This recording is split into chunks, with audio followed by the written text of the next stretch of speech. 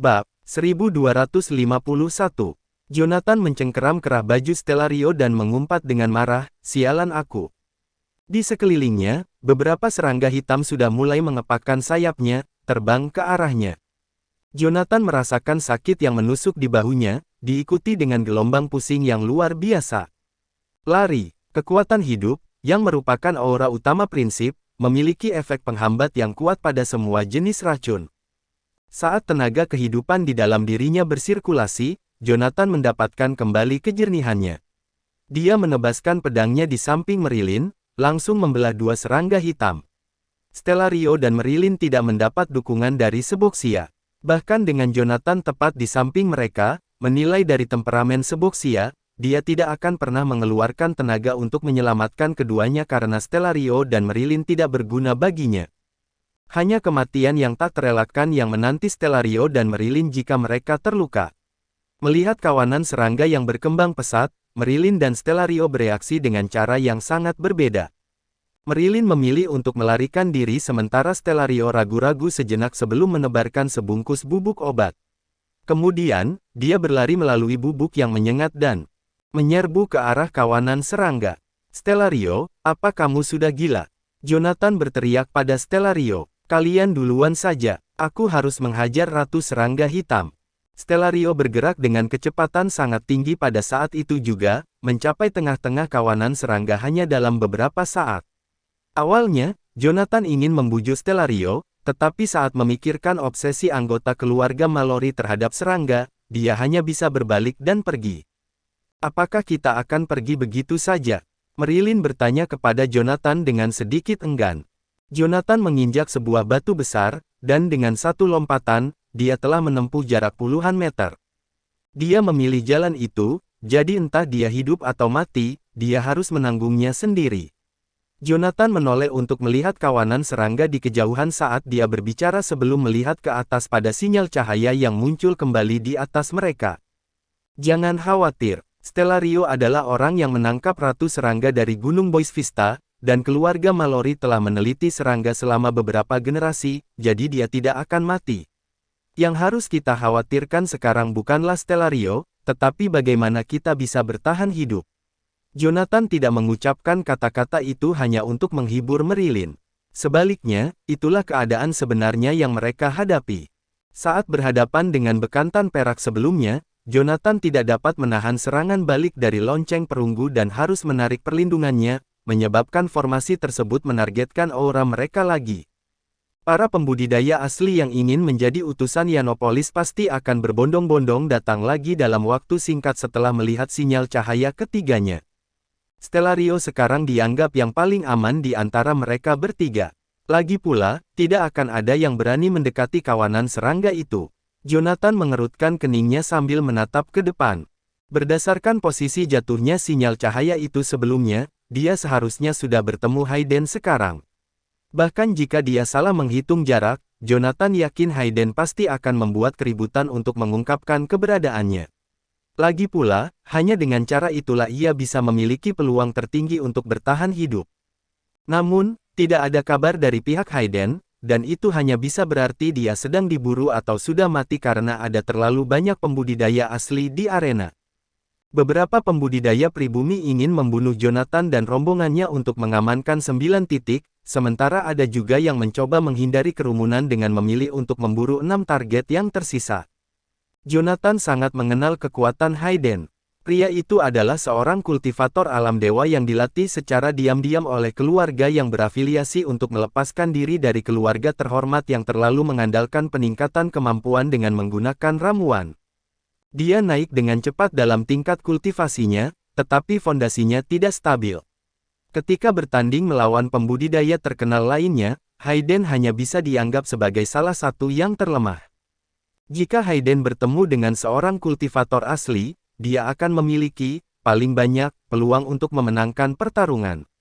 Namun, jika dia harus menghadapi 2 atau lebih lawan atau bahkan sangat tidak beruntung karena bertemu dengan salah satu dari 9 orang regu yang mengejar Jonathan dan partainya, Hayden pasti akan mati. Saat ini, Hayden adalah satu-satunya orang yang mungkin mengetahui berita tentang Yoshua. Jika Hayden mati, Jonathan khawatir dia akan kehilangan akal sehatnya. Sebelah sini, teriak seseorang. Beberapa sosok muncul dari hutan lebat di depan Jonathan dan Marilyn. Mereka ada 5 orang. Jonathan melemparkan divine chessboard miliknya, melemparkannya seperti sebuah pisau lempar. Jangan melawan, kita bisa. Sebelum pembudidaya asli dapat menyelesaikan kalimatnya, dia melihat Jonathan melakukan segel tangan dan mendengar yang terakhir berteriak, perbesar.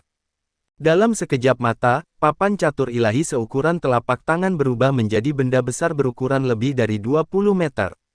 Kelima orang itu terlempar oleh papan catur itu, meratap saat jatuh ke tanah. Jangan berlama-lama, ayo pergi. Jonathan dan Marilyn menginjak papan catur dan bergegas maju, tanpa menghiraukan 5 orang di belakang mereka. Saat dia meletakkan papan catur, Jonathan mengalihkan pandangannya ke Ascension Peak di tengah arena. Hayden mungkin benar-benar sudah mati karena kami masih belum menemukannya saat ini. Jika keberadaanku terungkap, dan para pembudidaya alam dewa mengepung kami, aku tidak akan berhasil keluar hidup-hidup, terlepas dari seberapa mampu aku.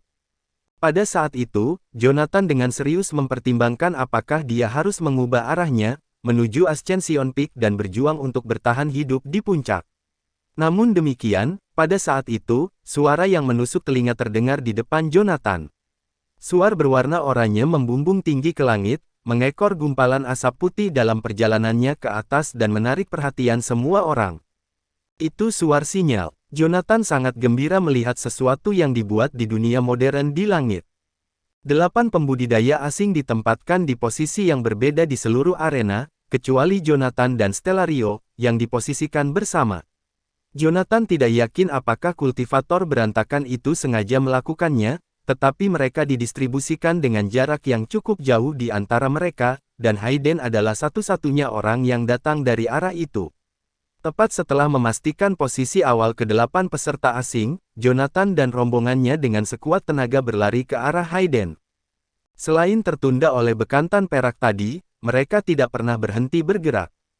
Berdasarkan jarak dan kecepatan perjalanan para pembudidaya, kecuali ada orang lain seperti Jonathan dan rombongannya yang juga mencoba mencari Hayden sejak awal, seharusnya tidak ada pembudidaya asing lain di sana. Orang itu ada di depan. Jonathan berseru dengan penuh semangat. Selanjutnya, tidak lagi menahan kekuatannya, Jonathan berlari ke depan dengan kecepatan sangat tinggi, mengubah sosoknya menjadi kabur. Stellario telah terjun ke dalam kerumunan serangga, sehingga Marilyn tidak punya jalan keluar lain. Akibatnya, dia hanya bisa mengikuti Jonathan. Begitu keduanya melintasi punggung bukit di depan, 2 tombak panjang melesat dari balik punggung bukit, mengarah langsung ke leher keduanya. Menghindar, Jonathan mendorong Marilyn ke samping di udara, membantunya menghindari tombak, tetapi dia sendiri terdorong ke samping oleh hantaman itu. Darah berceceran di mana-mana saat Jonathan merasakan sensasi hangat menyebar di lehernya. Dia memeriksa kondisinya dengan indera spiritualnya dan menyadari bahwa tombak itu telah menembus lehernya. Bab 1252. Bahkan seorang kultivator pun dibatasi oleh fisiologi manusia. Setelah arteri utama Jonathan di lehernya ditusuk, dia langsung pingsan. Saat dia kehilangan banyak darah, energi di dalam tubuhnya juga terkuras habis. Sambil menundukkan kepalanya, Jonathan terhuyung-huyung ke tanah. Sebelum dia bisa bereaksi, sebuah tombak telah menusuk ke dalam sistem peredaran darahnya. Duk, mengikuti ledakan sonik, tombak lainnya terbang langsung ke arah tombak yang menancap di tubuh Jonathan, dan meledakkannya berkeping-keping. Jonathan terkena dampak dari energi spiritual yang tersebar. Akibatnya, tubuhnya terlempar ke belakang sebelum dia jatuh ke tanah. Kamu seharusnya tidak disergap seperti ini. Suara Seboksia terngiang di dalam kepala Jonathan. Ketika Seboksia menyuntikkan tenaga kehidupan ke dalam tubuh Jonathan, cahaya kembali ke penglihatannya. Jonathan merasa segar kembali saat luka di lehernya pulih dengan cepat dan darah mengalir ke otaknya lagi. Dengan cepat, dia melompat ke samping. Berjongkok di atas punggung bukit, dia merengut. Dia melirik ke bawah ke arah tombak hitam yang telah menyelamatkan nyawanya sebelum mengalihkan perhatiannya ke Marilyn, yang terjepit di tanah. Dalam sekejap, dia mengerti apa yang telah terjadi. Aku harus menyelamatkan Marilyn, Seboksia. Bahkan jika Marilyn tidak menggunakan tombaknya untuk menghancurkan tombak yang tertancap di tubuh Jonathan, kemungkinan besar Jonathan masih bisa selamat. Namun, Marilyn tetap menyelamatkannya. Oleh karena itu, dia berhutang budi padanya. Meskipun dia telah memperlakukannya sebagai beban, dia yakin dia harus membalasnya. "Ayo kita pergi," kata Jonathan. Meskipun Marilyn belum meninggal saat terjepit di tanah, sistem peredaran darahnya telah terluka. Kematiannya hanya tinggal menunggu waktu kecuali saya menyelamatkannya. Kelompok 5 orang yang dikirim Jonathan terbang sebelumnya telah menyusulnya. Jonathan telah melihat Hayden sedang berjuang keras di bagian bawah lereng dan sosok-sosok yang bergegas menuju puncak gunung. Musuh yang dihadapi Hayden adalah sebuah tim yang terdiri dari 9 orang. Selusin orang melesat menuju puncak gunung dan mengepung Jonathan dengan senjata mereka. Kultivator yang hampir membunuh Jonathan sebelumnya berlari ke arah seorang pria parubaya dan berbisik, "Tuan Newmont, orang ini cukup aneh. Meskipun saya menusuk lehernya, dia pulih dalam hitungan detik." Pria parubaya yang dikenal sebagai Newmont menyipitkan matanya ke arah leher Jonathan. "Saya pikir Anda juga memiliki obat untuk menghidupkan kembali orang mati." Aku terkejut. "Jika kau menyerahkan obat itu padaku, aku berjanji kau akan mati dengan cepat. Bagaimana menurutmu?" Jonathan menegakkan tubuhnya dan mulai menggerakkan bahunya. "Baiklah, aku akan membawa yang di bawah dan yang tergeletak di tanah sebelah sana. Serahkan mereka padaku, dan aku akan mengampunimu. Jika salah satu dari mereka mati, aku akan mengubahmu menjadi daging cincang." Dengan mencibir, dia mengeluarkan pedang surga dari cincin penyimpanannya. Kemarahannya telah mencapai puncaknya ketika ia melihat Marilyn di ambang kematian dan Hayden dikepung. "Sejak hari saya memulai perjalanan saya sebagai seorang kultivator, saya telah bertarung tanpa henti. Saya menghadapi para kultivator alam ilahi di wilayah barat dan dikejar oleh tempat suci di Remdik di masa lalu. Namun, bahkan ketika saya melarikan diri dari mereka, saya tidak pernah dipaksa masuk ke dalam situasi yang menyedihkan ini. Sejak aku memasuki dunia kecil ini, kekuatanku telah dibatasi, dan aku tidak bisa menggunakan prinsip. Selain itu, para pembudidaya lokal di sini sangat menakutkan sehingga membuatku ingin melarikan diri secara refleks setiap saat. Perasaan ini sangat menyebalkan. Ada begitu banyak waktu ketika saya hampir lupa bagaimana rasanya bertarung dengan benar. Saya bahkan pernah diselamatkan oleh penduduk setempat yang saya anggap sebagai beban, dan sekarang saya diancam oleh begitu banyak orang. Kemarahanku yang membara ini telah membangkitkan kembali semangat bertarungku. Gelarku sebagai Asura bukan hanya untuk hiasan. Benang-benang aura jahat yang dingin muncul dari sekeliling tubuh Jonathan. Aura itu bukanlah energi spiritual atau prinsip. Oleh karena itu, ia tidak harus mematuhi aturan dunia kecil. Itu adalah akumulasi kebencian dari para korbannya tepat sebelum mereka mati di tangannya selama bertahun-tahun. Tiba-tiba, seakan-akan suhu di puncak gunung turun puluhan derajat. Kerumunan orang merinding ketika aura jahat melewati mereka. "Aura ini," Newmont menatap Jonathan, tertegun. "Aura jahat apa yang dingin ini? Apakah orang luar ini adalah iblis? Berapa banyak makhluk hidup yang harus dia bunuh agar auranya mencapai level ini?" Meskipun ada 108 desa di dunia kecil, populasi gabungan mereka hanya sekitar 3 juta orang. Amukan paling kejam di dunia kecil dilakukan oleh seorang utusan kota luar ketika dia membunuh sebuah desa yang berpenduduk sekitar 20.000 orang. Itu sudah dianggap sebagai jumlah kematian yang mengejutkan. Setelah Jonathan mulai memimpin kantor Asura untuk menjaga perdamaian di Canaya, ia membutuhkan waktu 3 tahun untuk mengintimidasi semua orang. Dengan demikian, lebih dari 1 juta orang telah tewas di tangannya. Banyak dari mereka yang tewas tidak tahu siapa sebenarnya yang membunuh mereka. Namun, mereka tahu bahwa kantor Asura dipimpin oleh satu orang, Asura. Dengan demikian, kebencian dari sejuta orang yang mati diam-diam mengikat dirinya pada Jonathan. Kemungkinan aura jahat Jonathan tidak ada bandingannya di dunia. Aura jahatnya menyebar secepat kilat, menyebabkan flora di dekatnya layu. Itu adalah kekuatan yang sangat jahat dan antitesis dari semua kehidupan. Saat kerumunan orang hendak mundur karena mereka tidak tahu siapa Jonathan, sebuah kekuatan hidup yang sangat besar muncul. Kekuatan itu menancapkan dirinya ke meridian Jonathan. "Berhati-hatilah dengan tindakanmu. Jangan biarkan aura jahat melahapmu." Seolah-olah suara Seboxia dicampur dengan sihir, suara itu menyadarkan Jonathan dari kemarahannya. Saat Jonathan kembali sadar, Newmon berseru, "Jangan terintimidasi oleh tindakannya. Bunuh dia." Setelah menerima perintah Newmon, penduduk asli di sampingnya langsung menyerang Jonathan dengan pedang. Meskipun Jonathan sombong, dia hanyalah seorang kultivator alam dewa.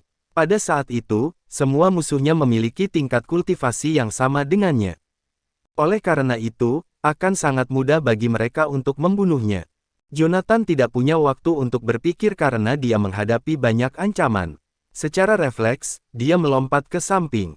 Tanpa menunggu lama, dia mengayunkan pedang surga dan menangkis pedang-pedang yang diarahkan padanya. Dia melompat, menggunakan pedang surga untuk memenggal kepala salah satu petarung, dan melarikan diri tanpa ragu-ragu.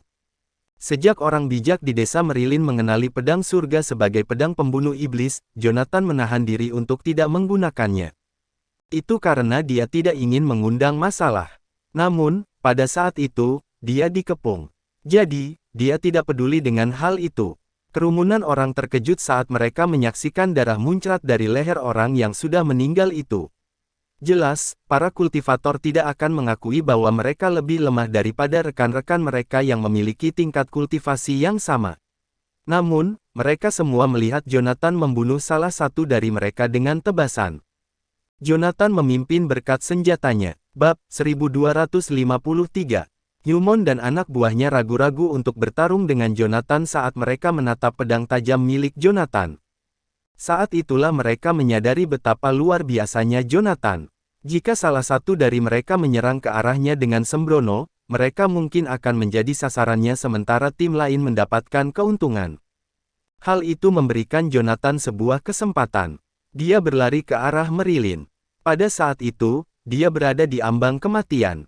Seboxia, jiwanya masih utuh. Dia masih bisa diselamatkan, jawab Seboxia. Tak lama kemudian, Jonathan merasakan kekuatan hidup dalam tubuhnya mengalir ke dalam diri Merilin. Beberapa detik kemudian, kehidupan kembali ke wajah Merilin, dan dia terbangun. Jonathan, ketika dia menyadari Jonathan sedang memeluknya, dia melirik ke arah dadanya, agak bingung. Meskipun tombak itu masih bersarang di antara payudaranya, dia tidak bisa merasakan sakit, berkat kekuatan hidup yang mengalir ke dalam tubuhnya. Apakah aku sudah mati? Apakah kamu juga mati? Merilin berdiri dan mengamati sekelilingnya dengan rasa ingin tahu. Saat dia berdiri diam, Jonathan menancapkan tombak di dadanya. Ah! Sebuah pekikan menusuk keluar dari mulutnya. Rasa sakit itu hampir membuat Merilin pingsan sekali lagi. Sesaat kemudian, Merilin mengintip lubang menganga dan berdarah di bawah lehernya, tercengang. Lukanya menutup dengan cepat saat ia menarik napas dalam-dalam. Dalam sekejap mata, dadanya kembali normal. Dia tidak menggunakan obat apapun. Pupil mata Newmon menyempit. Jika Anda tidak melakukan ini dengan obat khusus, bagaimana Anda bisa melakukan hal ini? Jonathan mengalihkan tatapan dinginnya ke arah Newmon sebelum melesat ke arah Hayden sambil menyeret Merilin. Bunuh dia, teriak Newmon sebelum mengejar Jonathan. Hanya ada dua tipe orang yang bisa meninggalkan arena ini. Kau dipilih dan pergi dari sini sebagai utusan kota luar atau dibunuh tanpa ampun. Jika kita tidak membunuhnya, kita semua akan mati. Kata-katanya mengingatkan anggota timnya akan taruhannya. Dia benar. Sejak hari pertama kami dipilih dari salah satu dari 108 desa, kami diajari teknik-teknik alam dewa. Kemudian, kami diberitahu persyaratan untuk terpilih sebagai utusan kota luar, yaitu menyelesaikan seleksi dan keluar dari arena dalam keadaan hidup. Bukankah tema kali ini adalah mengambil kepala orang luar? Kita tidak perlu takut pada Jonathan sekarang. Jika tidak, kita hanya akan membuang-buang waktu. Kita mungkin akan mati jika kita menyerangnya, tapi kita akan binasa jika tidak. Mengapa kita ragu-ragu jika pilihan ini tidak memerlukan pertimbangan apapun? Gunakan ini untuk mengakhiri pertarungan dengan cepat, kata Jonathan sambil mengeluarkan tombak berwarna putih perak dari cincin penyimpanannya dan menyerahkannya kepada Merilin. Benda-benda magis yang diukir dengan susunan misterius sangat jarang ditemukan di dunia kecil. Oleh karena itu, sebagian besar penduduk di 108 desa menggunakan senjata tulang binatang primitif. Merilin hanya memiliki pedang dan tombak yang patah. Karena dia kehilangan tombaknya saat mencoba menyelamatkan Jonathan sebelumnya, dia tentu saja tidak bisa membiarkannya bertarung dengan tangan kosong. Biar aku yang tangani yang sebelah kiri. Setelah menerima tombak itu, Marilyn dengan gamang melompat ke arah pembudidaya di sebelah kiri Hayden. Sementara itu, Jonathan mengencangkan genggamannya pada pedang surga. Dia mengangkat kedua tangannya dan mengeluarkan teknik sekte pedang fantasi yang dia pelajari dari Lauren Skywatch. Jonathan mengharapkan pertarungan yang lebih keras, tapi dia dengan mudah membelah orang di depannya menjadi dua dengan pedang surga.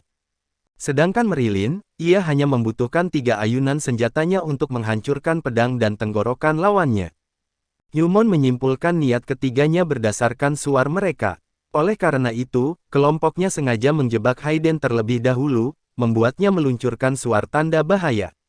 Dengan begitu, mereka dapat membunuh Jonathan dan 2 orang lainnya secara bersamaan. Setelah Jonathan tiba, Newmon meninggalkan 2 pembudidaya dengan tingkat budidaya terendah dalam timnya untuk menghabisi Hayden, sang umpan. Sayangnya, rencana mereka gagal, dan hal ini membuat Jonathan dan Marilyn dapat menyelamatkan Hayden dengan lebih mudah. Saat kedua pembudidaya yang bermusuhan itu mati, Hayden hampir saja terjatuh. Meskipun kelompok 9 menjebaknya lebih awal untuk menjadikannya umpan, mereka tidak menunjukkan belas kasihan padanya. Terdapat puluhan luka ringan dan berat di tubuh Hayden. Bahkan jika organ-organ pentingnya tidak tersentuh, jumlah darah yang hilang sangat fatal. Betapa hebatnya temanmu, Jonathan. Kau akhirnya datang untuk menyelamatkanku. Hayden terkekeh saat dia digendong oleh Jonathan. Simpan nafasmu dan atur tenaga dalammu. Jonathan menekan tangannya ke tubuh Hayden dan menyuntikkan tenaga kehidupan ke tubuh Hayden. Ini dia. Ya, inilah perasaan yang saya tunggu-tunggu. Seru Hayden dengan liar saat luka-lukanya menambal sendiri dengan cepat. Ini terasa terlalu enak, Tuan Goldstein. Tolong beri saya lebih banyak lagi. Menatap Hayden yang penuh semangat, Jonathan dengan kesal melemparkan benda itu ke samping. Kau pikir ini apa? Hah, tidak ada lagi untukmu. Sambil berbicara, dia memeriksa lingkungan sekitar. Di mana senapan sniper Anda? Rusak. Hayden menghela nafas karena sakit hati. Harganya lebih dari 2 juta. Sayang sekali. Aku akan meminjamkannya padamu, kalau begitu. Jonathan melemparkan sebuah senapan sniper berkualitas ke arah Hayden.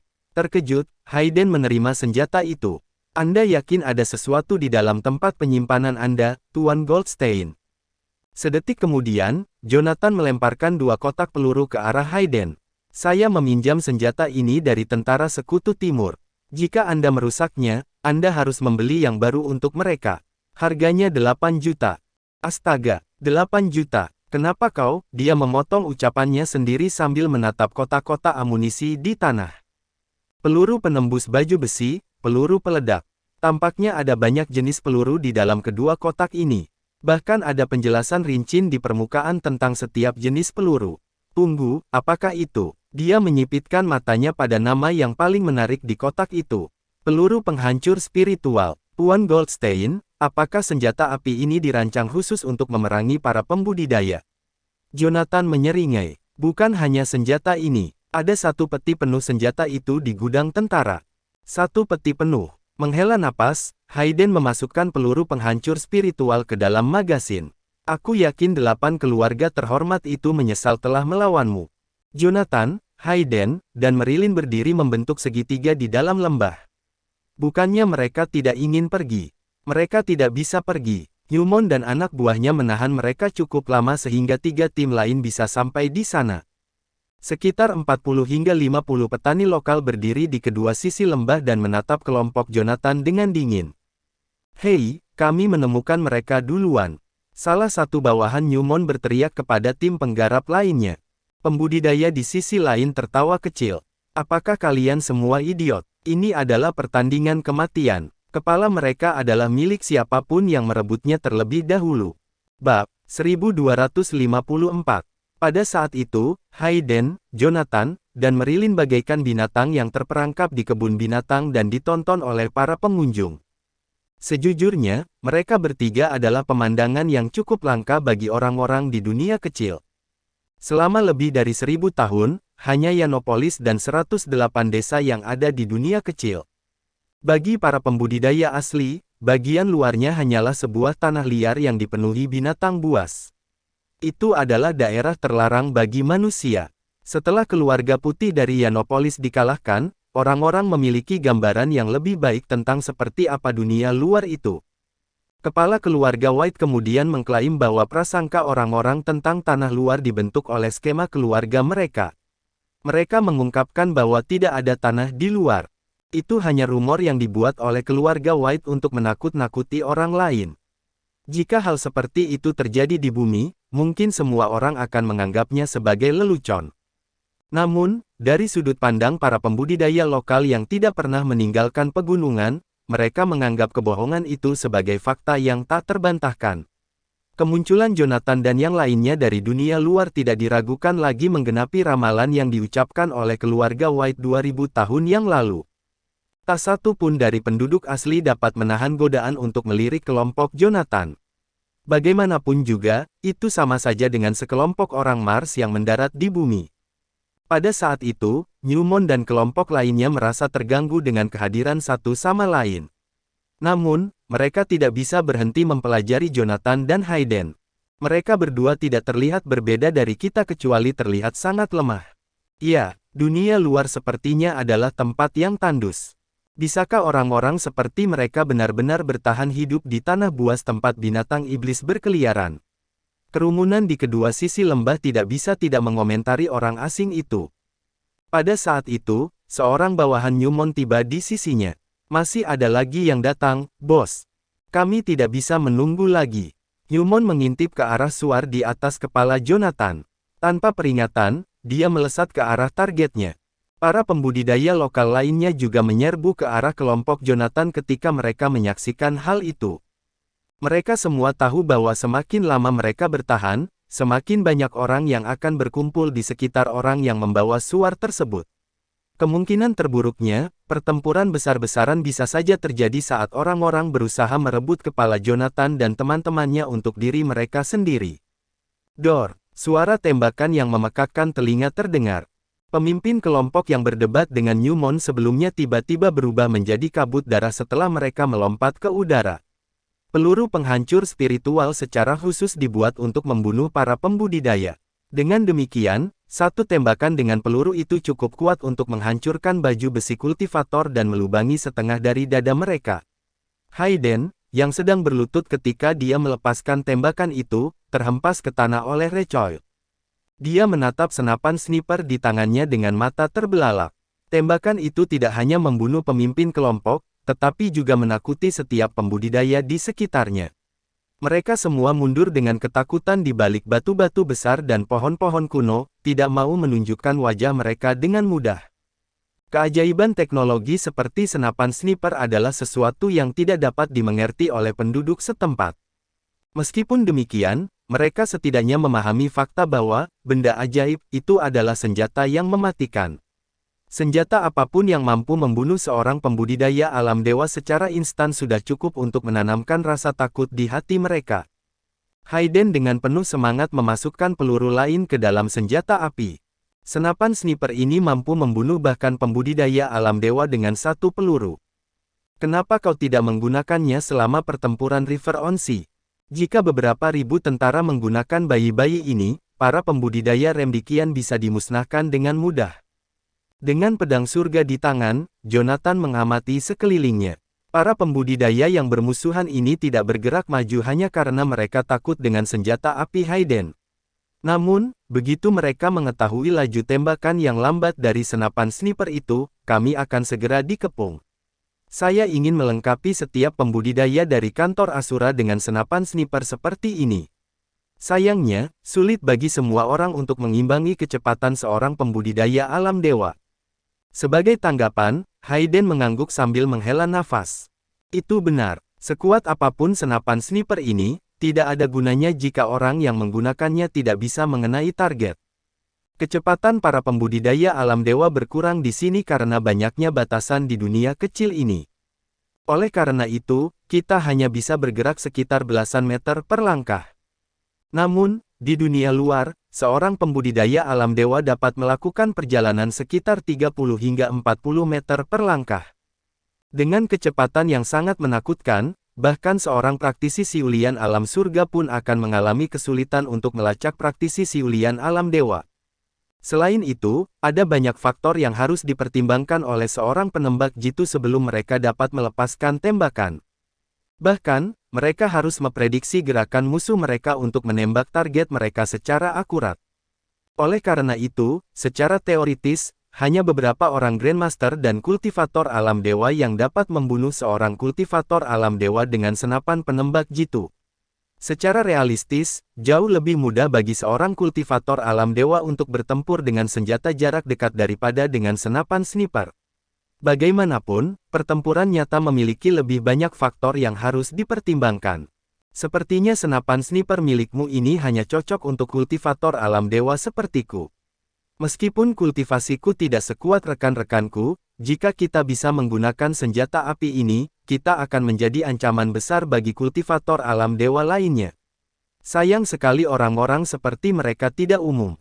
Hayden menyeringai, menyimpan semua pelurunya, dan mengarahkan larasnya ke sebuah pohon kuno di lereng. Dor! Peluru itu langsung meledakkan bagian pohon kuno itu.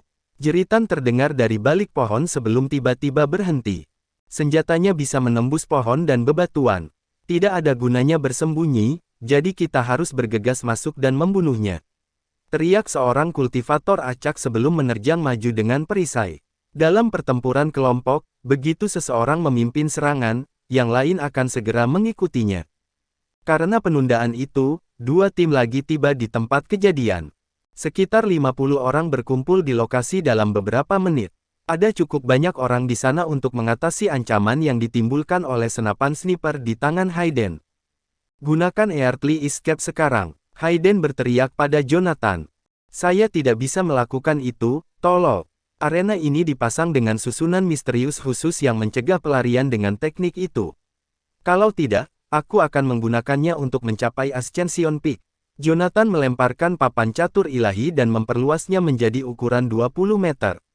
Jangan keluar dari jangkauan papan catur. Dengan cepat, Hayden membunuh pembudidaya musuh ketiga.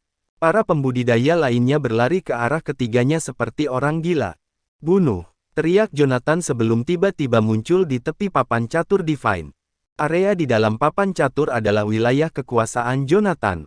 Begitu Jonathan muncul di samping seorang kultivator asli, dia menusukkan pedang surga ke tengkorak yang terakhir melalui leher.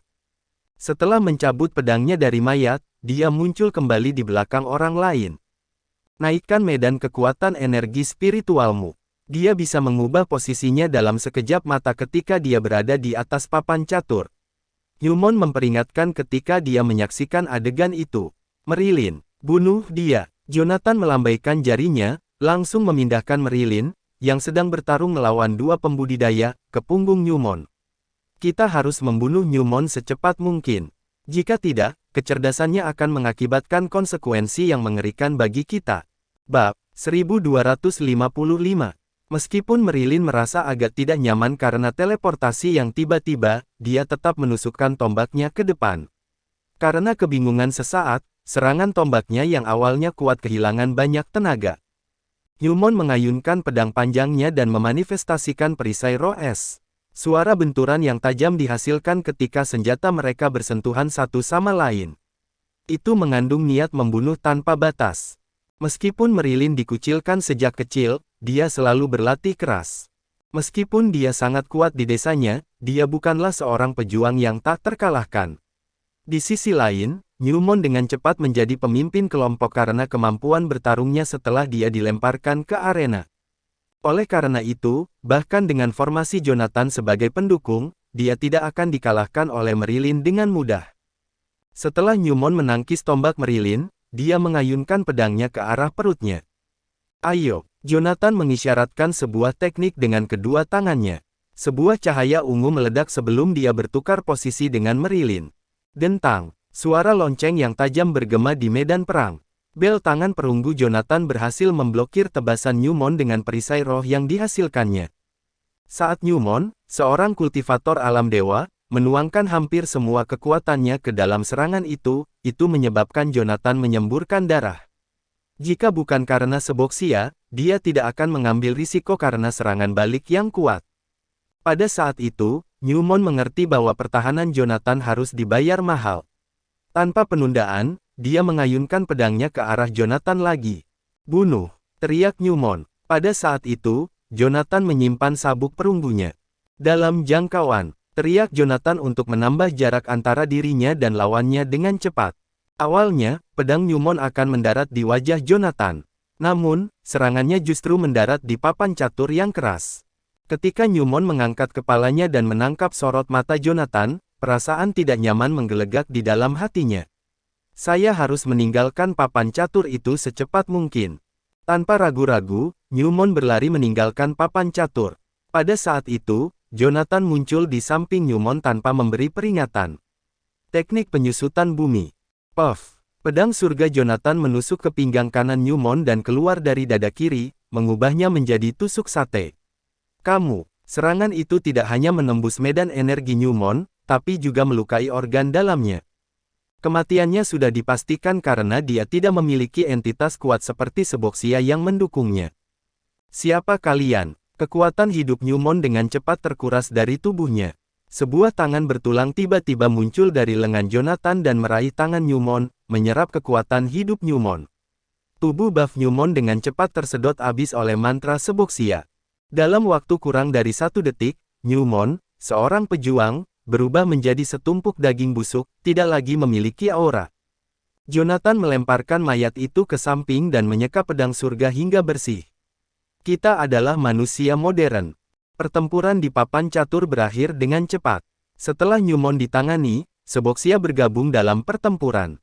Setelah kehilangan hampir 30 pembudidaya, anggota kelompok yang masih hidup meninggalkan jarak papan catur dengan hati-hati. Seboxia tidak pelit dengan life force-nya, ia segera menambal kelompok Jonathan dengan life force. Mereka kembali dalam kondisi prima dalam sekejap. Melihat lengannya beregenerasi dengan kecepatan yang sangat tinggi, Hayden terhuyung-huyung ke samping sambil berlumuran darah. Dia memungut anggota tubuhnya yang terputus di tanah dan melepaskan cincin di jari sebelumnya. Kemudian, dia memakainya di jari barunya dan mengeluarkan senapan sniper yang tersimpan di dalamnya. "Oh, syukurlah senjatanya masih ada di sini." Sambil menyeringai, dia mengelap senjata api itu. Selama pertempuran tadi, Hayden mengalami luka yang paling parah, melihat lengannya diiris hingga putus. Namun, hal itu membantunya memahami bahwa fondasi seorang kultivator terletak pada kultivasi mereka dan bukan pada alat eksternal. Seorang kultivator alam dewa sangat kuat ketika terlibat dalam pertempuran jarak jauh dengan senjata api modern. Namun, senjata-senjata itu tidak berguna selama pertempuran jarak dekat. Bagaimanapun, mereka bisa membunuh 3 atau 4 musuh dalam waktu yang dibutuhkan untuk mengisi ulang senjata. Pada saat itu, Jonathan tidak menatap Hayden. Sebaliknya, perhatiannya terfokus pada lereng. Kultivator, yang diserang oleh Merilin dengan tombak sebelumnya, dengan cepat menyembuhkan lubang berdarah di perut mereka. Meskipun kecepatannya tidak secepat kekuatan hidup Seboxia, itu masih cukup cepat. Jonathan teringat apa yang dikatakan Newmon sebelumnya. "Sekarang, aku yakin bahwa kemungkinan ada obat yang mampu membangkitkan orang mati di dunia kecil ini. Kalian berdua masih bisa bertarung?" tanyanya sambil menatap Hayden dan Merilin. Hayden menghela nafas sambil memeluk senapan sniper. "Saya baik-baik saja dengan energi spiritual saya, dan saya tidak memiliki luka lagi. Namun, saya mengeluarkan banyak energi mental." Mendengar itu, Merilin mengangguk setuju. 3 fondasi utama seorang kultivator adalah energi spiritual, tubuh, dan indera spiritual. Energi spiritual menentukan kekuatan mantra kultivator, tubuh adalah media di mana seorang kultivator melepaskan teknik mereka, dan indera spiritual menentukan kecepatan reaksi mereka. Seorang kultivator harus memiliki ketiga aspek tersebut. Jika mereka kehilangan salah satunya, maka pertarungan mereka sudah ditentukan. Pada saat itu, Hayden dan Merilin tampak seolah-olah mereka tidak tidur selama beberapa lama. Meskipun tubuh mereka tidak kelelahan, kecepatan reaksi mereka tidak akan bisa mengimbangi jika mereka terus terlibat dalam pertempuran. Namun, mereka berada dalam pertandingan kematian. Oleh karena itu, tidak ada pembudidaya lokal yang mengizinkan mereka untuk beristirahat. Jika mereka tidak segera pergi, arena itu akan menjadi kuburan mereka. Sambil mengernyitkan alisnya, Jonathan menoleh ke arah Seboxia. Bisakah kamu mengembalikan rasa spiritual, Seboxia? Tidak. Seboxia menggelengkan kepalanya. Kekuatan hidup hanya bisa menyembuhkan luka fisik. Seseorang mungkin merasa segar ketika tenaga kehidupan membanjiri tubuh mereka, tapi itu hanya seperti menyiramkan air dingin ke seseorang yang sedang tidur. Mereka akan merasa beristirahat, tetapi tidak melakukan apapun untuk meringankan ketegangan pada rasa spiritual mereka. Lebih banyak orang terus berdatangan ke tepi lembah. Jonathan dan kelompoknya telah membunuh lebih dari 30 orang, dan jumlah korban mereka masih terus bertambah. Para pembudidaya lain tidak berani mendekati kelompok itu karena banyaknya mayat di tanah. Semua orang ingin menjadi utusan kota luar. Namun, tak satu pun dari mereka ingin mati seperti 30 orang aneh di lembah dan membiarkan orang lain meremehkan usaha mereka. Mereka akan menjadi orang yang bodoh jika melakukan hal itu. Bisakah kita berlari keluar dari sini, Seboxia? Tanya Jonathan dengan cemberut. Seboxia menjawab, bisa. Saat Seboxia mengucapkan kata-kata itu, Jonathan mengalihkan pandangannya ke arah Hayden dan Marilyn. Jawaban Seboxia hanya terdengar di alam kesadaran Jonathan. Dengan demikian, Jonathan berspekulasi bahwa seluruh anggota kelompok tidak akan selamat. Kemungkinan hanya Seboxia yang bisa menjamin keselamatannya. Setelah merenung sejenak, Jonathan berjalan mendekati Marilyn dan Hayden. Ikuti terus di belakangku. Bab 1256. Dua pita tak terlihat yang terbuat dari energi spiritual muncul dari tubuh Jonathan. Kemudian, mereka membungkus diri mereka sendiri di sekitar tubuh Hayden dan Marilyn. Karena Seboxia mengatakan dia bisa melindungiku, dia pasti bisa. Dalam hal ini, saya dapat menggunakan tubuh saya sendiri sebagai pisau untuk memotong jalan bagi dua orang lainnya. Sejujurnya, setelah Seboxia menghancurkan prinsip of slaughterku, aku mencari yang baru. Baru setelah beberapa waktu kemudian, saya memahami bahwa slaughter adalah satu-satunya prinsip yang cocok untuk saya. Namun, saya hanya mengembangkan prinsip saya berdasarkan yang tercatat dalam teknik naga suci kuno. Jadi, meskipun aku mampu menggunakan prinsip surgawi, aku berjalan di jalur prinsip orang lain. Itulah mengapa prinsipku begitu mudah dihancurkan oleh Seboxia. Sekarang, aku harus membentuk kembali prinsip pembantaian agar bisa menggunakannya lagi. Itu tidak akan semudah membangun kembali struktur yang runtuh. Itu membutuhkan lebih dari sekadar waktu untuk direkonstruksi. Sejujurnya, saya tidak tahu harus mulai dari mana ketika prinsip tidak tersentuh dan tidak terlihat. Meskipun begitu, saya mendapatkan sekilas wawasan selama pertempuran Sungai Onsi di Besia. Saya sudah mendapatkan pengakuan dari prinsip of slaughter. Yang perlu kulakukan sekarang adalah merebut kembali hak untuk menggunakannya. Yang menjengkelkan, aku bahkan tidak bisa mengambil langkah pertama. Aku seperti terkunci di luar pintu. Untuk mewujudkan pembantaian, seseorang harus tidak memiliki kemelekatan dan melakukan apapun yang mereka inginkan tanpa batasan. Hanya dengan begitu saya akan dapat memahami prinsip of slaughter. Masalahnya adalah saya memiliki terlalu banyak hal dan orang yang saya sayangi, apakah itu Josephine, kantor Asura, atau bahkan musuh bebuyutan seperti Savion. Saya tidak bisa melepaskan ikatan saya dengan mereka. Meskipun, ketika seseorang memiliki terlalu banyak ikatan yang mengikat mereka, mereka akan menjadi terlalu berhati-hati. Bagaimana mereka bisa melakukan apapun yang mereka inginkan dalam kasus ini? Sambil memejamkan mata, pikirannya berlanjut, sejak corku hancur, aku terus memikirkan masalah itu. Sejujurnya, bahkan jika Seboxia tidak muncul, saya ragu saya bisa menjadi kultivator alam ilahi. Untuk waktu yang lama, tingkat kultivasi saya mandek. Saya tidak bisa membuat kemajuan apapun. Pada awalnya, saya pikir itu karena saya kekurangan energi spiritual atau karena kesempatan itu tidak muncul. Seharusnya saya menyadari lebih awal bahwa itu karena saya telah mencapai ujung jalan orang lain. Jalan menuju prinsip yang tercatat dalam teknik naga suci kuno bukanlah sesuatu yang bisa kupahami, sekuat apapun itu. Karena aku sendiri tidak memahaminya, bagaimana aku bisa mendapatkan pengakuan dari prinsip surgawi dan menjadi seorang kultivator alam ilahi? Dia menoleh ke Marilyn dan Hayden dengan tatapan rumit. Persetan, jika saya tidak bisa mencapai terobosan saya, maka begitulah yang akan terjadi. Ini tidak seperti aku bisa meninggalkan kepercayaan paling dasar yang dimiliki manusia. Jika saya melakukannya, lalu apa gunanya saya menjadi kultivator alam ilahi? Ayo pergi. Memegang papan catur ilahi, Jonathan bergegas maju sambil menggunakannya sebagai perisai. Saat ketiganya bergerak, ratusan pembudidaya dari kedua sisi lembah menyerbu ke arah mereka. Ratusan orang bersaing satu sama lain untuk memperebutkan 7 slot. Tidak sulit untuk membayangkan betapa kacau medan perang menjadi. Seboxia menghancurkan sebuah manik-manik spiritual berwarna hijau, mengubah pecahannya menjadi cahaya hijau kecil yang menyelimuti ketiganya. Keraguanmu akan menjadi malapetaka bagimu suatu hari nanti, Jonathan. Seboxia berbicara dalam medan kesadaran Jonathan. Jika Seboxia hanya perlu melindungi Jonathan saat mereka pergi, maka kemungkinan besar mereka akan lolos tanpa cedera.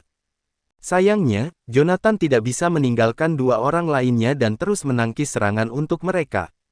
Oleh karena itu, Seboxia tidak punya pilihan lain selain melindungi seluruh kelompok dengan mantranya. Meskipun bisa dilakukan, hal itu sangat menguras energinya.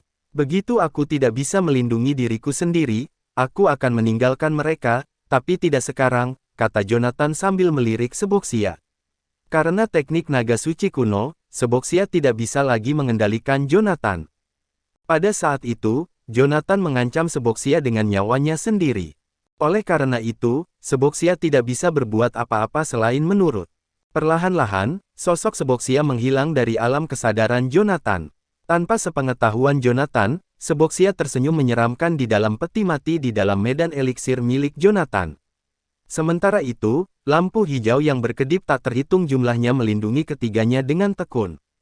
Setiap kali para pembudidaya mematahkan pertahanan ketiganya, lampu hijau akan langsung muncul di samping ketiganya dan mengusir musuh. Dengan bantuan Seboxia, kelompok Jonathan mampu menangkis semua orang yang mengepung mereka. Bahkan, mereka berhasil melarikan diri dari lembah dan berlari sejauh mungkin dari sana. Astaga, Tuan Goldstein, ini gila, seru Hayden setelah dia membunuh seorang kultivator dengan pedangnya. Dengan kekuatan hidup Seboxia yang mendukung ketiganya, mereka bisa mengabaikan pertahanan dan fokus pada serangan. Sayangnya, lawan mereka bukanlah orang bodoh. Tidak mungkin mereka akan berdiri di sana dan membiarkan ketiganya membasmi mereka. Saat pengejaran berlanjut, ketiganya hanya membunuh selusin pembudidaya, meskipun mengeluarkan energi yang sangat besar. Di puncak gunung, mereka bisa mengamati sekeliling mereka dengan jelas. Para pembudidaya yang tak terhitung jumlahnya melaju ke arah mereka dari bawah. Ketakutan merayap ke dalam hati Jonathan. Dengan adanya Seboxia, aku bisa menangani puluhan orang. Aku bahkan bisa bertahan dalam pertempuran melawan 100 orang. Namun, tidak mungkin aku bisa mengalahkan ratusan atau bahkan ribuan pembudidaya sekuat ini. Itu tidak mungkin. Aku akan melindungi kalian berdua. Merilin berucap dengan dingin setelah menusukkan tombaknya ke seorang pembudidaya. Kau dan Stellario menyelamatkan hidupku. Selain itu, aku bukan pemburu, aku juga bukan orang luar. Aku tidak bisa membunuh kalian berdua untuk mendapatkan hak untuk melewati Ascension Peak dan bertahan hidup. Dengan kata lain, aku sudah mati, jadi aku akan menggunakan hidupku untuk melindungi kalian berdua. Sambil berteriak, dia berlari di luar jangkauan mantra Seboxia dengan tombaknya. Tidak, Jonathan meraih lengan Merilin. Ini belum waktunya. Masih ada kesempatan bagi kita semua untuk hidup. Tanpa penundaan, dia menancapkan indera spiritualnya ke dalam cincin penyimpanannya. Sebuah rudal raksasa setinggi belasan meter tersembunyi di sudut terdalam cincin itu. Itu adalah kartu truf terakhirnya. Itu adalah senjata pamungkas yang dia simpan di cincin penyimpanannya setelah dia ditampar oleh pembudidaya alam ilahi di wilayah barat. Awalnya, dia berencana untuk menggunakan senjata itu untuk melawan seorang kultivator alam ilahi. Meskipun, dia tidak keberatan meledakannya pada saat itu ketika itu bisa memusnahkan ratusan kultivator alam dewa. Minggir, biarkan aku lewat. Sebuah suara yang familiar berteriak di kejauhan. Kerumunan menoleh ke arah asal suara itu dan melihat sesosok tubuh melesat melewati mereka. Sebelum mereka bisa bereaksi, sosok itu tiba di hadapan Jonathan. Stellario, Merilin sangat senang. Sudah kubilang dia belum mati. Jonathan menyeringai sebelum ekspresinya berubah sedikit. Apakah kau Sialan, jangan bilang kau menangkap Ratu Serangga lagi. Stellario mengangguk dengan penuh semangat dan melirik ke belakang. Mereka bergerak cepat, jadi kita harus lari sekarang. Kalau tidak, kita akan mati. Bab 1257. Setelah menyampaikan pendapatnya, Stellario maju ke depan. Karena interupsi yang tak terduga, pertarungan yang kacau di sekitar Jonathan dan yang lainnya terhenti. Meskipun mengidentifikasi Stellario sebagai salah satu hadiah yang bernilai 3 posisi utusan yang didambakan, tidak ada yang berusaha menghentikannya. Alasannya adalah pria itu tampak benar-benar terlepas dari pertempuran yang sedang berlangsung, tidak menunjukkan ketertarikan atau keterlibatan dalam pertarungan. Dengan kata lain, dia benar-benar melarikan diri dengan cara yang tidak wajar dan mudah. Lagi pula, sangat tidak lazim bagi seseorang untuk secara sukarela bergegas masuk ke dalam pengepungan ini. Namun demikian, Stellario tidak hanya menyerbu masuk sendirian, tetapi ia juga tertawa kecil dan mengucapkan beberapa patah kata sebelum berlari keluar lagi. Yang lebih membingungkan lagi adalah kalimat terakhir yang diucapkannya, yang menyiratkan bahwa tetap bertahan berarti menghadapi kematian. Kerumunan orang bertanya-tanya, apa yang bisa mendorong seorang pria untuk menerobos masuk ke dalam lingkaran lebih dari 100 orang? Apa yang mungkin mengejarnya yang bahkan lebih menakutkan daripada rombongan yang ada sekarang? Bertengger di puncak gunung, seorang penonton yang penasaran melihat ke arah dari mana Stellario berlari. Yang bisa mereka lihat hanyalah beberapa sosok yang dengan cepat mendekat dari puncak gunung. Jelaslah bahwa sebelum kedatangannya, Stellario sedang dikejar oleh beberapa pembudidaya alam dewa. Namun, perbedaan antara beberapa individu dan sekelompok lebih dari 100 orang sangat jelas bagi siapapun yang memiliki sedikit kecerdasan. Dengan demikian, tidak masuk akal bagi Stellario untuk melarikan diri dari beberapa pembudidaya yang mengejarnya dari belakang ketika dia tidak menunjukkan rasa takut dalam menghadapi situasi saat ini. Di antara kerumunan, Jonathan dan Marilyn lah yang paling cepat bereaksi. Bagaimanapun, mereka secara pribadi telah menyaksikan sendiri teror yang dilancarkan oleh serangga-serangga itu di Gunung Bois Vista. Saat Stellario melesat pergi, keduanya dengan cepat berbalik dan melarikan diri tanpa ragu-ragu. Bahkan Seboxia secara naluriah mundur ke dalam tubuh Jonathan, memilih untuk tidak terlibat dalam pertempuran yang akan datang, karena dia tahu bahwa kehadirannya tidak lagi diperlukan. Yang perlu dilakukan Jonathan dan kedua rekannya pada saat itu adalah fokus untuk menemukan cara melarikan diri. Sementara itu, Hayden, yang masih tidak menyadari apa yang sedang terjadi, mendapati dirinya digotong oleh Jonathan. Dia tersandung di hutan, wajahnya terasa perih akibat ranting-ranting pohon yang menghantam wajahnya, membuatnya berteriak kesakitan. Dia mengumpat, "Apa-apaan ini? Tuan Goldstein, tolong turunkan saya dulu. Apa yang terjadi? Apa yang membuat kalian semua ketakutan seperti ini?" "Serangga," jawab Jonathan, menggunakan energi spiritualnya untuk membimbing Hayden dan membantunya untuk kembali berdiri. Dia kemudian menggunakan untaian energi spiritual untuk menarik Hayden saat mereka melanjutkan lari gila-gilaan ke depan. Para pembudidaya lokal di sekitar mereka berdiri mematung tidak percaya, tidak dapat memahami reaksi Jonathan dan rekan-rekannya. Mereka berempat melarikan diri dengan gerakan yang tersinkronisasi sehingga tampak seolah-olah mereka dikejar oleh entitas iblis yang bertekad untuk merenggut nyawa mereka.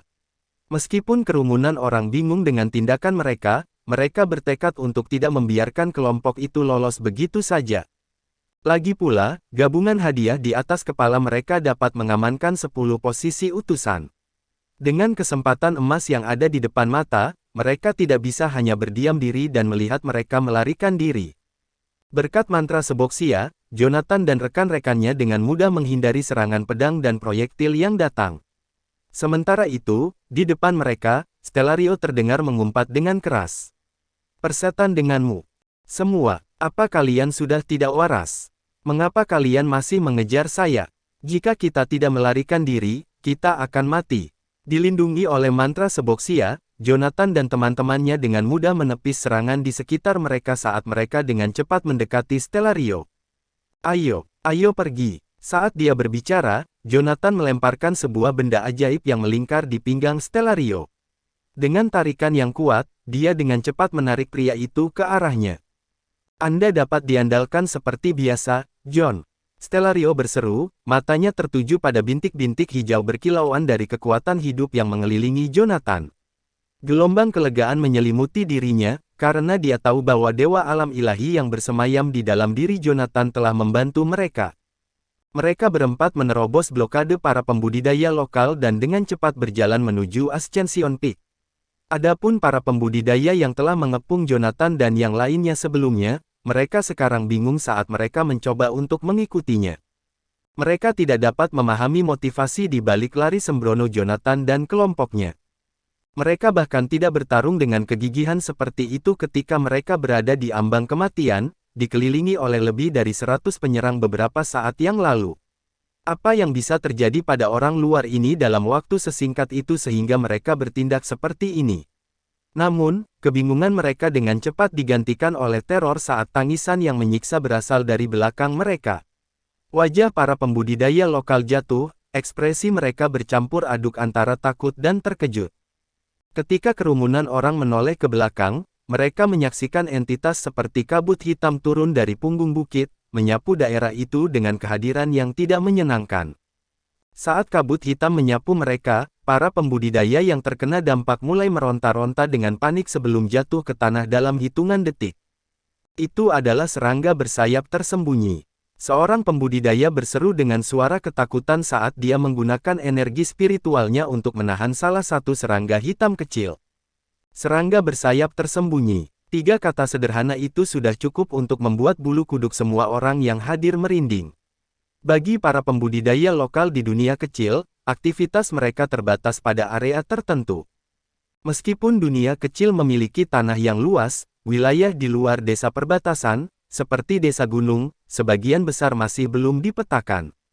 Adapun wilayah yang tampak luas di antara desa-desa, telah lama dieksplorasi dan dipetakan secara menyeluruh oleh para pembudidaya. Gunung Bois Vista, tempat tinggal serangga bersayap tersembunyi, adalah salah satu dari beberapa daerah terlarang di wilayah selatan dunia kecil yang dilarang keras untuk dimasuki. Terlepas dari reputasi mereka yang menakutkan, serangga sayap tersembunyi tidak pernah berkelana di luar batas-batas Gunung Bois Vista. Jadi, bagaimana mereka bisa sampai ke sini? Selain itu, dilihat dari situasi saat ini, tampaknya serangga ini telah berkembang biak dan membentuk populasi yang cukup besar. Mungkinkah ada orang yang sengaja melepaskan mereka di arena ini? Tapi itu konyol, bukan? Meskipun para pembudidaya lokal merasa sulit untuk mempercayai semua itu, kehadiran serangga-serangga ini tepat di depan mata mereka membuat mereka tidak punya pilihan selain menerima kebenaran.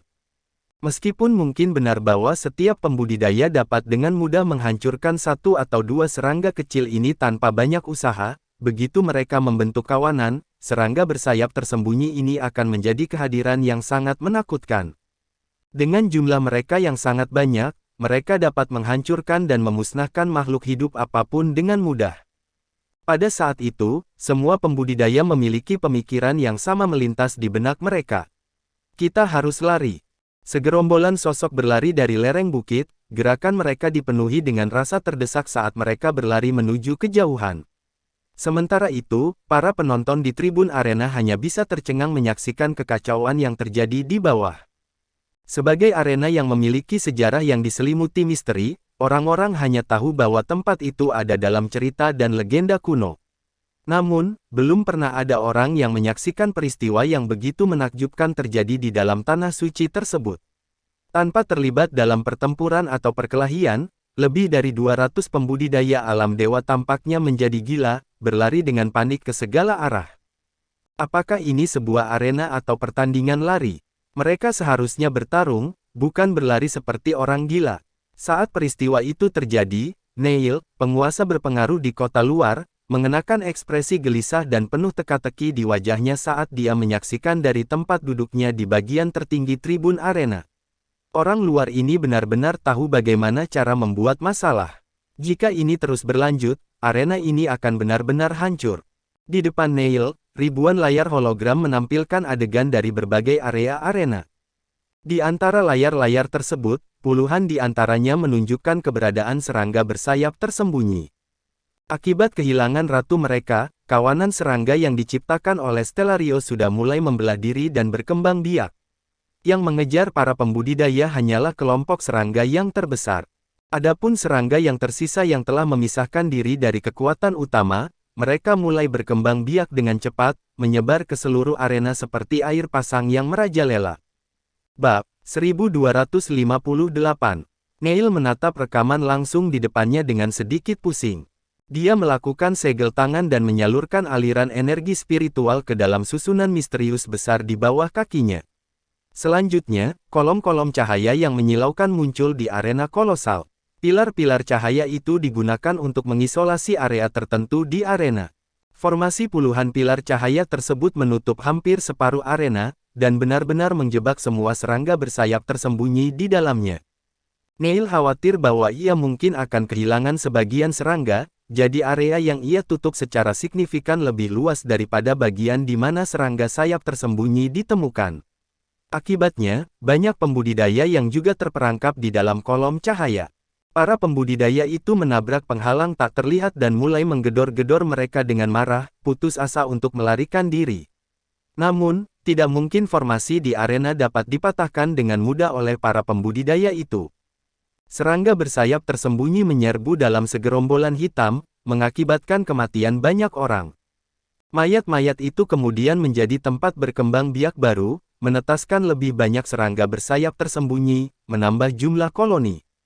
Serangga-serangga bersayap tersembunyi itu hinggap di penghalang yang tak terlihat dan tanpa ragu mulai menggerogoti mereka. Neil hanya bisa menghela napas, menatap serangga kecil bersayap tersembunyi yang tak terhitung jumlahnya di layar. Untungnya, makhluk-makhluk ini tidak bisa keluar dari Gunung Bois Vista. Jika tidak, belum lagi 108 desa, bahkan Yanopolis pun akan dimusnahkan oleh serangga-serangga ini. Dia melakukan segel tangan yang berbeda dan menginjak formasi di bawah kakinya dengan kuat. Energi spiritual beredar di dalam formasi tersebut sebelum berputar ke salah satu sudut.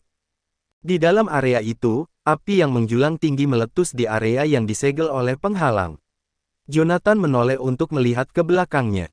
Kelompok serangga bersayap tersembunyi yang mengejar mereka adalah yang terbesar dan mencakup wilayah yang paling luas. Oleh karena itu, susunan misterius isolasi yang terbentuk di arena mencakup 3 bukit kecil di belakang mereka. Lebih dari 100 pembudidaya yang terperangkap di dalam penghalang juga dikorbankan dalam prosesnya. Kobaran api yang mengepul membakar dari kaki gunung sampai ke kubah formasi transparan di atas arena, mengubah semua yang ada di dalam formasi isolasi menjadi abu. Mereka masih bisa merasakan suhu yang sangat panas bahkan saat mereka berdiri beberapa ratus meter jauhnya. Fiuh, Hayden menghela napas panjang. Semua serangga dan orang-orang yang mengejar kita sudah mati. Kita akhirnya bisa beristirahat. Tentu saja kita bisa. Stellario mendengus ke arah Hayden. Lihatlah di belakang kita, masih ada puluhan orang yang mengejar. Jika kamu melambat sedikit saja, orang-orang itu akan mengejar dan membunuhmu. Stellario dan Hayden tidak memiliki hubungan langsung di antara mereka, tetapi karena status khusus mereka, Stellario akan membantu keluarga Osborn menyingkirkan Hayden jika mereka bertemu satu sama lain di dunia luar. Itulah aturan yang disepakati di antara 8 keluarga terhormat. Begitu ada anggota keluarga yang berafiliasi dengan mereka yang berbalik melawan mereka, mereka akan diburu oleh ke-8 keluarga terhormat. Hanya ancaman bersama yang dapat menghalangi keluarga-keluarga tambahan itu, membuat mereka patuh seperti anjing terlatih. Faktanya, ke-8 keluarga terhormat memang menganggap keluarga-keluarga bawahan mereka sebagai makhluk rendahan. Meskipun Jonathan adalah satu-satunya pembudidaya alam dewa di kantor Asura sebelumnya, dan 8 keluarga terhormat dapat dengan mudah memusnahkan kantor Asura, kedua belah pihak tidak pernah bertemu. Selain itu, kantor Asura memiliki senjata yang menjadi ancaman langsung bagi 8 keluarga terhormat. Faktor lain yang membuat ke-8 keluarga terhormat tidak mencoba menyakiti kantor Asura adalah karena karisma Jonathan. Mengesampingkan perbedaan mereka, kemampuan Jonathan untuk mengelola kantor Asura dengan cemerlang dalam waktu 3 tahun, mengubahnya menjadi kekuatan militer yang signifikan dengan pengaruh yang mencakup seluruh negara, pantas dihormati oleh ke-8 keluarga terhormat.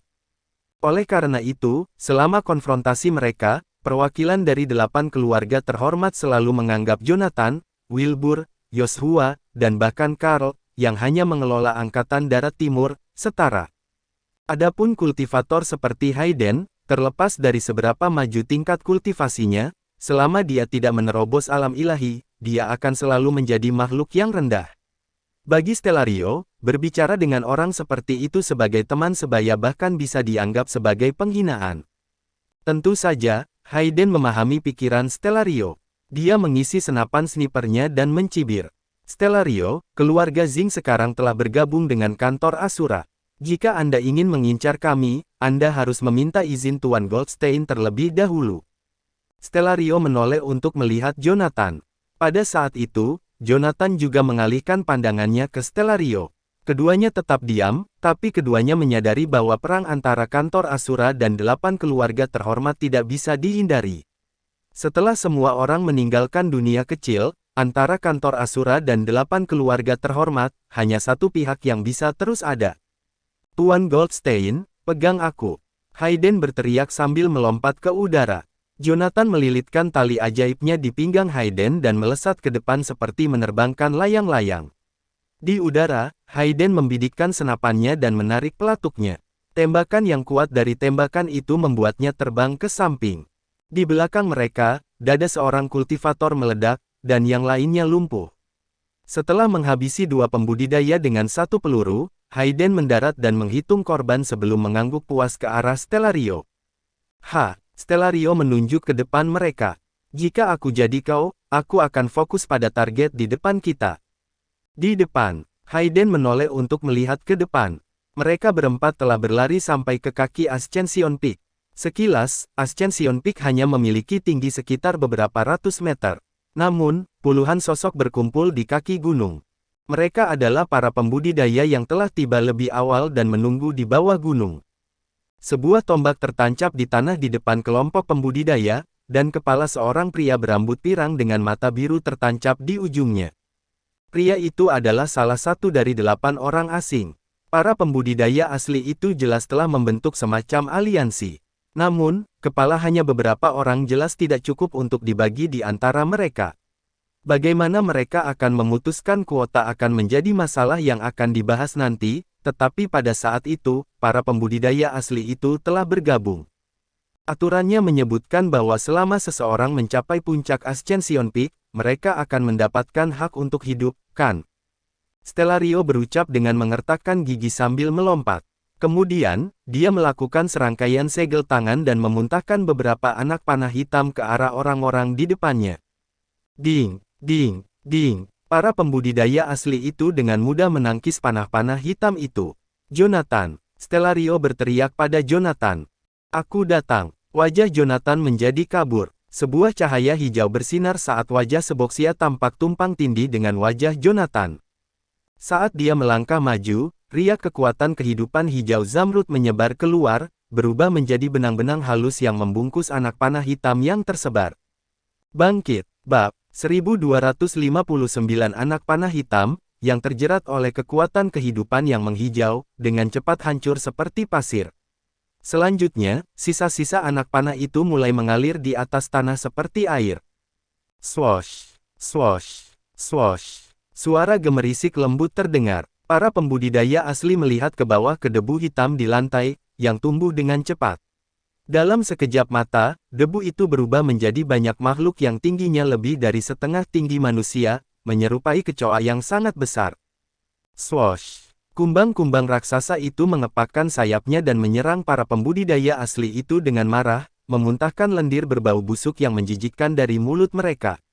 Gangguan yang tak terduga itu membuat para pembudidaya pribumi menjadi kalang kabut. Sekarang kesempatan kita, Stellario memimpin. Di bawah kendalinya, kumbang-kumbang itu menjauh dari tempat yang kacau, mengepakkan sayap dan memutar tubuh mereka dengan kikuk saat mereka mengatur ulang diri mereka sendiri untuk menjadi batu loncatan kuarto.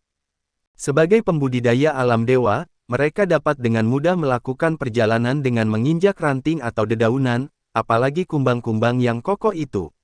Saat sosok mereka melesat melewati para pembudidaya asli, Jonathan mengeluarkan beberapa granat dari cincin penyimpanannya dan melemparkannya ke bawah.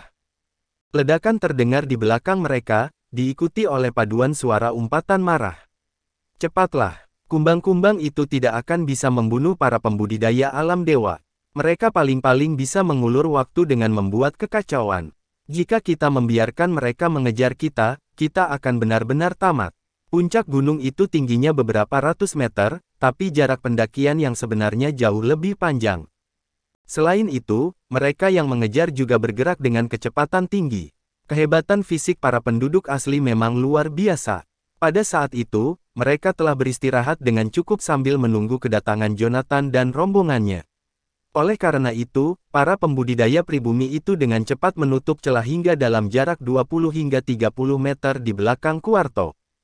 Jonathan menatap lereng gunung yang curam di depan, membayangkan bahwa mereka pasti akan memperlambat laju kendaraan mereka saat mencapai medan yang tidak menguntungkan.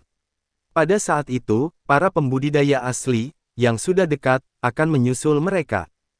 Kalian bertiga pergilah. Aku akan melindungi kalian. Jonathan berkata sambil menyodorkan aliran energi spiritual dari kedua tangannya, mendorong ketiganya naik ke puncak gunung. Tuan Goldstein, Hayden berseru dengan mata terbelalak.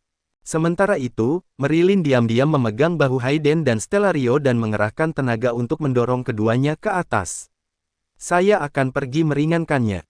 Dengan mengacungkan tombaknya, Marilyn meluncurkan dirinya ke atas dari dinding gunung melewati dua lawan yang memegang pisau. Bunuh! Tombaknya berkilauan saat ia menusuk ke bawah. Pada saat yang sama, Jonathan melemparkan jaring spiritual yang besar ke arah kerumunan orang di bawah. Marilyn, tahan mereka beberapa saat untukku. Jonathan mendarat di lereng yang curam, kakinya menancap dalam-dalam ke dalam batu yang keras. Tanpa mengucapkan sepatah kata pun, Marilyn menggunakan tombaknya untuk menusuk semua pembudidaya yang terperangkap dalam jaring Jonathan.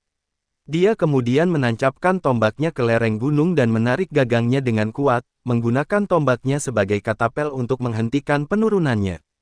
Tubuhnya berubah menjadi kabur saat ia meluncur sejauh 20 meter dan mendarat di depan Jonathan.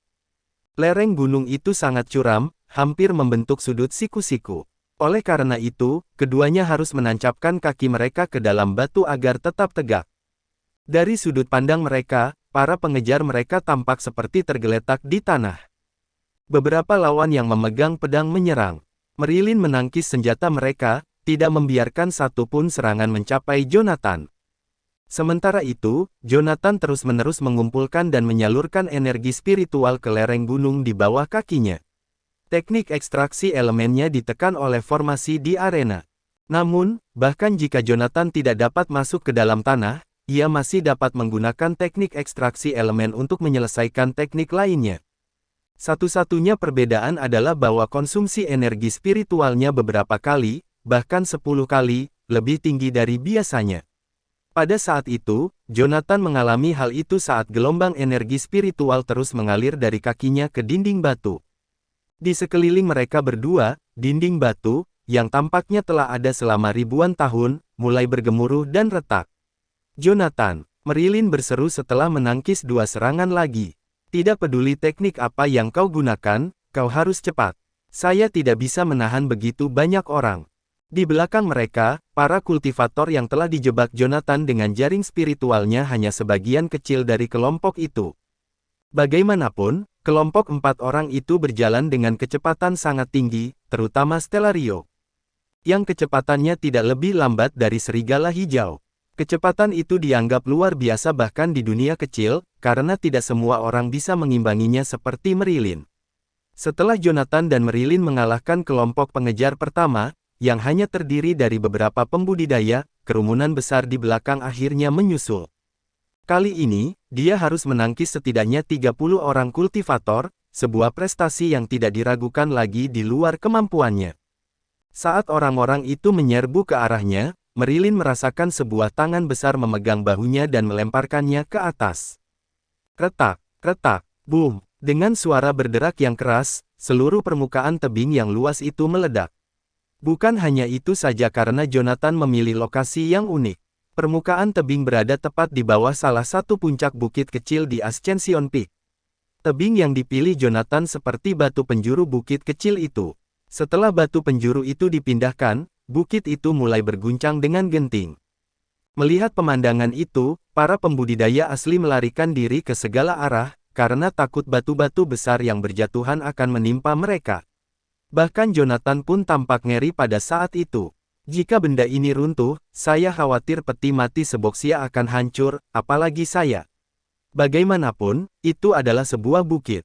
Dilihat dari luasnya dampaknya, saya tidak akan bisa melarikan diri dari jangkauan tepat waktu dengan kecepatan saya. Boom! Gemuruh bergema tanpa henti di arena. Setengah dari Ascension Peak menjadi tertutupi oleh debu yang masih ada di udara karena bukit itu runtuh. Warna-warna mengering dari wajah Neil saat dia melihat orang-orang di tribun di bawahnya yang berdiri untuk melihat apa yang terjadi di arena. Siapa orang-orang ini? Apakah mereka datang ke sini untuk menghancurkan arena? Neil mengaktifkan lagi susunan misterius itu dengan pasrah. Namun, karena debu yang begitu pekat, bahkan dia tidak bisa menemukan keberadaan Jonathan. Orang-orang ini tidak bisa diandalkan.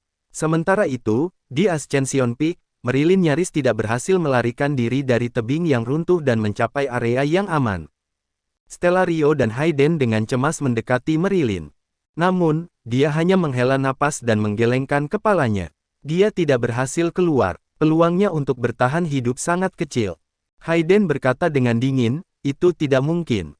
Tuan Goldstein mahir dalam teknik ekstraksi elemen. Teknik ekstraksi elemennya tidak efektif di arena ini, sela Stellario. Marilyn menatap kedua orang di hadapannya dengan bingung. Apa yang harus kita lakukan sekarang? Stellario berkata, kita naik ke atas. Hayden berbicara pada saat yang sama. Kita akan menyelamatkan Tuan Goldstein. Bab 1260. Ketika Stellario dan Hayden berbicara pada saat yang sama, mata mereka bertemu. Tanpa ragu-ragu, mereka berbalik dan pergi, berjalan ke arah yang berbeda. Marilyn adalah satu-satunya orang yang masih berdiri di tempatnya semula, tanpa kewalahan oleh pemandangan ini. Semua yang mereka berdua lakukan sangat alami dan cepat. Hayden tidak pernah menuduh Stellario tidak menghargai kebajikan atau kasih sayang. Sebaliknya, Stellario tidak pernah menuduh Hayden tidak tegas. Semuanya berjalan sebagaimana mestinya. Kolaborasi Stellario dan Jonathan hanya dimungkinkan dengan paksaan dari Seboxia. Tujuan utamanya adalah untuk saling mengawasi satu sama lain di dunia kecil sehingga mereka dapat melarikan diri bersama. Ketika Hayden berada di luar dunia kecil, dia terjun langsung ke dalam pertempuran di River Onyx untuk mempertahankan perbatasan Besia karena mempertimbangkan patriotisme Yoshua. Setelah hal ini terjadi, Hades menggunakan rudal khusus Angkatan Darat Timur sebagai ancaman untuk melindungi Hayden dan juga keluarga Zing, sehingga menarik mereka ke dalam faksi kantor Asura. Dengan demikian, Hayden sekarang menjadi seseorang yang terkait dengan kantor Asura. Dengan kapasitasnya sebagai kepala kantor Asura, Jonathan mengeluarkan pengumuman kepada 8 keluarga besar untuk membela keluarga Zing. Kebaikan ini adalah sesuatu yang harus dibalas oleh Hayden, meskipun harus mengorbankan nyawanya. Marilyn melihat sekelilingnya sebelum akhirnya mengertakkan gigi dan bergegas mengikuti Stellario ke puncak. Hayden, yang masih memegang pedangnya, terjun ke dalam kepulan debu dan asap tebal di bawahnya. Ketika dia tiba di lokasi terakhir Jonathan, Hayden menancapkan pedangnya ke batu sekali lagi. Tuan Goldstein, apakah Anda masih hidup? Tolong jawab jika Anda bisa mendengar saya. Hayden berulang kali menusukkan pedangnya ke dinding batu untuk turun beberapa puluh kaki, menyisir daerah itu sedikit demi sedikit. Tuan Goldstein, Hayden turun sekali lagi. Saat ia hendak melanjutkan pencariannya, ia merasakan sebuah tali mengikat pinggangnya sebelum menariknya ke arah dinding gunung dengan kekuatan penuh. Di dalam gua yang gelap, Hayden terus menggenggam pedangnya dengan mantap dalam gerakan menebas ke bawah, tapi tiba-tiba ia merasakan cengkeraman erat seseorang di pergelangan tangannya, mencegahnya untuk bergerak sedikit pun. Ini aku. Sebuah suara yang tidak asing terdengar, dan tatapan Hayden yang tadinya garang tiba-tiba meleleh menjadi senyuman cerah. Tuan Goldstein, Anda masih hidup. Hayden baru saja berseru kegirangan ketika Jonathan membungkam mulut Hayden dengan paksa. Apa kau mau membocorkan lokasi kita? Desis Jonathan melalui gigi yang terkatup. Dengan lambaian tangan Jonathan, dia memanggil lonceng perunggu yang kemudian mengurung mereka berdua di dalamnya. Di bawah cahaya keemasan dari lonceng perunggu, Hayden mengamati sekelilingnya dengan hati-hati. Saat ini, baik Jonathan maupun Hayden berada di tengah-tengah dinding gunung. Permukaan dinding itu sangat halus, yang menyiratkan bahwa dinding itu jelas-jelas terbentuk secara tidak wajar. Tuan Goldstein, bukankah Anda mengatakan bahwa teknik ekstraksi elemen Anda tidak berguna di sini? Tanya Hayden, dengan nada pelan. Tiba-tiba, kesadarannya muncul saat dia menunjuk tepat ke arah Jonathan dan berseru, betapa tidak tahu malunya kau berbohong, Tuan Goldstein. Puff. Jonathan hanya mengulurkan tangan untuk menepis jari Hayden. Untuk apa aku berbohong padamu tentang hal ini? Teknik ekstraksi elemen saya, pada kenyataannya, tidak berguna. Sejak kita memasuki arena, aku sudah mencoba menggunakannya. Namun, mantraku hanya akan menembus tanah beberapa kaki sebelum menghadapi perlawanan dari formasi lain. Namun, selama saya tidak menggali ke bawah, maka saya dapat menggunakan teknik ini pada apapun. Setelah mendengarkan penjelasan Jonathan, ada raut penghinaan di wajah Hayden. Tunggu dulu, terlepas dari penjelasan yang panjang, kau masih menyembunyikan teknik ekstraksi elemen ini dari kami. Kami sudah hampir mati, tapi kau memilih untuk tidak menggunakannya lebih awal. Kau benar-benar brengsek, bajingan. Jonathan menatap Hayden dengan tajam dan menamparkan bagian belakang kepalanya. Siapa kamu yang memanggilku seperti itu? Aku cukup baik terhadap keluarga Zing. Namun, aku si brengsek itu. Hayden menyeringai dan memegangi kepalanya yang sakit. Sial, kupikir aku juga sudah cukup baik padamu. Aku pikir Stellario tidak peduli jika kau hidup atau mati. Dia berbalik dan langsung berlari menuju puncak. Jonathan mencari-cari di dalam tasnya untuk mengambil beberapa pil peremajaan roh dan memberikannya pada Hayden sebelum menelan 2 butir untuk dirinya sendiri. Kami hanya berkolaborasi. Saya pikir wajar jika dia meninggalkan saya dalam menghadapi hidup dan mati. Anda, di sisi lain, aku tidak pernah berharap kau kembali untukku. Tentu saja, jawab Hayden sambil tersenyum puas. Kita berpegang teguh pada kode ksatria. Oke, sudah cukup main-mainnya untuk saat ini. Kalian harus segera memulihkan energi spiritual kalian. Siapa yang tahu berapa banyak pertempuran berat yang harus kita hadapi, kata Jonathan. Pertempuran yang sulit. Hayden tertegun sejenak. Kita akan segera mencapai puncak. Setelah ini, kita semua bisa keluar dari arena. Lalu apa? Tatapan Jonathan terpaku pada Hayden. Apa? Hayden sedikit bingung dengan pertanyaan Jonathan. Sementara itu, Jonathan memberikan anggukan kecil pada Hayden. Ya, lalu apa? Apa yang akan kau lakukan setelah kau mendapatkan kembali hakmu untuk hidup dari Ascension Peak? Yah, aku. Hayden tertegun sejenak oleh pertanyaan Jonathan. Jonathan menghela nafas tak berdaya saat melihat Hayden dalam keadaan seperti ini. Coba pikirkan hal ini. Kita sekarang berada di suatu tempat di tengah-tengah kota luar Yanopolis, kan? Hayden mengangguk pelan. Jonathan kemudian mengeluarkan pisau taktisnya dan menggambar 2 lingkaran di tanah. Lihat ini, lingkaran besar adalah kota luar Yanopolis. Lingkaran kecil adalah arena tempat kita berada sekarang. Setelah kita menerima hak kita, kita hanya bisa meninggalkan lingkaran kecil. Bagaimana kita akan meninggalkan lingkaran besar? Jonathan berhenti sejenak dan menambahkan, selain kota luar, kita masih harus bersaing dengan Yanopolis karena mereka mengendalikan kota luar, serta dunia kecil tempat kita berada. Jadi, apa gunanya meninggalkan arena? Kita masih akan ditaklukkan, dan kita tidak akan memiliki kehendak bebas. Setelah mendengar apa yang dikatakan Jonathan, Hayden tampak lesu. Apa yang akan kita lakukan? Tentunya kita tidak bisa menghabiskan sisa hidup kita berlama-lama di dunia yang kecil ini. Kita tidak bebas meskipun kita bersembunyi di sini.